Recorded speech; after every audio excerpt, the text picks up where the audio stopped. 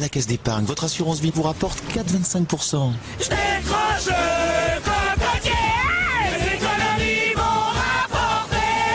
L'été gagnant à la Caisse d'épargne, vous pouvez être content de vos vacances. Dès maintenant, venez découvrir toutes les offres d'épargne de l'été gagnant.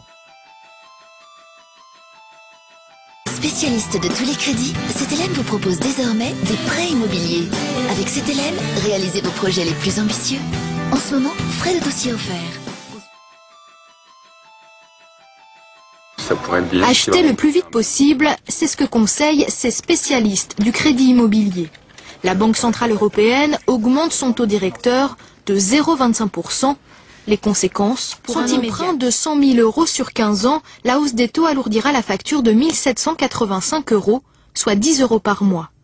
Pour un emprunt de 300 000 euros sur 25 ans, 9 939 euros de plus, 33 euros par mois. Alors, on entre dans la vie active. Chez LCL, nous vous avons aidé dans votre vie d'étudiant et aujourd'hui, on ne vous laissera pas tomber. La preuve, LCL lance pour vous Mode Actif. C'est la gestion de vos comptes sur Internet. Et les virements sans aucun frais. Mode Actif, c'est aussi votre carte bancaire à moitié prix. C'est bien, hein?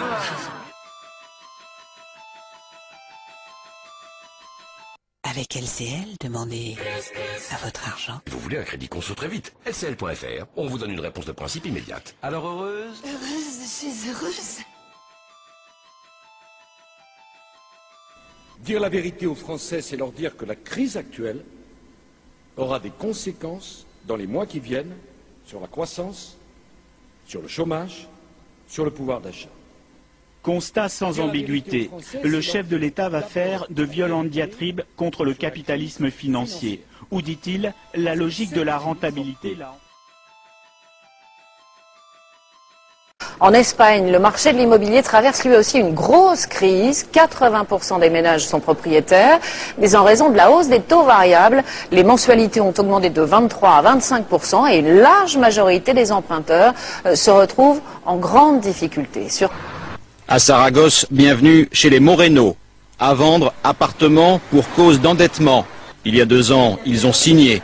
Le remboursement du prêt correspondait à 50% de leur salaire. Aujourd'hui, c'est encore plus, car leur crédit est à taux variable et il ne cesse de monter. La crise des prêts immobiliers a provoqué l'expulsion de 3 millions de personnes qui se retrouvent maintenant à la rue. Une situation dramatique. Comme nous sommes là.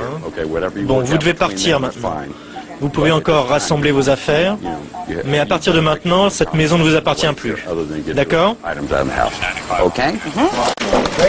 Endettée, victime d'un banquier peu scrupuleux, cette femme ne peut plus rembourser son emprunt immobilier. Impuissante, devant son père atteint d'un cancer, elle a 24 heures pour quitter les lieux. La banque, à l'origine de la saisie, a dépêché un serrurier pour être sûre qu'elle ne passe plus une nuit dans sa maison. Dans sa détresse, elle s'estime pourtant heureuse. Une voisine va les héberger, elle et sa fille, pour quelques jours. Ensuite, elle devra trouver un logement. 1,5 million d'Américains ont déjà perdu leur maison et cette crise immobilière touche maintenant tous les secteurs de l'économie. À tel point qu'elle est devenue le premier sujet de préoccupation des électeurs, très loin devant la guerre en Irak et le terrorisme.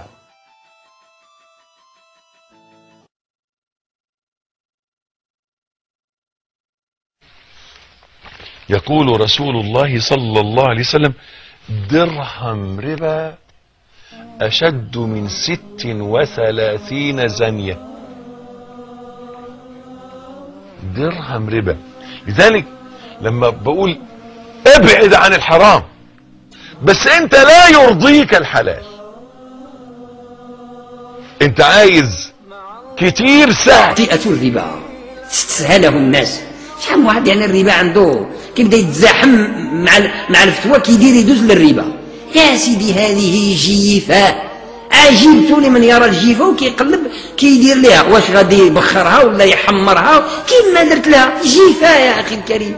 ألا تعرف نفسك الجياف؟ شيء غريب جدا. مفهوم الحرام عند الناس ضاع. الذين هم في غمرة ساهون غارقين في أوحال الذنوب غارقين في أوحال الشهوات. الذين هم في غمرة ساهون يسألون أيان يوم الدين. ما تدري ما يوم الدين؟ يوم هم على النار يفتنون. ذوقوا فتنتكم هذا الذي كنتم به تستعجلون. اللي غارق في الربا حتى الودنيه راه يسحب له في النجاة. فيه غمرة تنساه لذلك لا يتأثر ولا يؤثر في خطاب. اخرج من الربا لتتذوق الإيمان. قسم الله لك والله العظيم لا ينفع الحرام في الدنيا ولا في الآخرة، لأنك بتحارب ربنا. يا أيها الذين آمنوا اتقوا الله وذروا ما بقي من الربا إن كنتم مؤمنين فإن لم تفعلوا فأذنوا بحرب من الله ورسوله. الذين يأكلون الربا لا يقومون إلا كما يقوم الذي يتخبطه الشيطان من المس، ذلك بأنهم قالوا إنما البيع مثل الربا وأحل الله البيع وحرم الربا، فمن جاءه موعظة من ربه فانتهى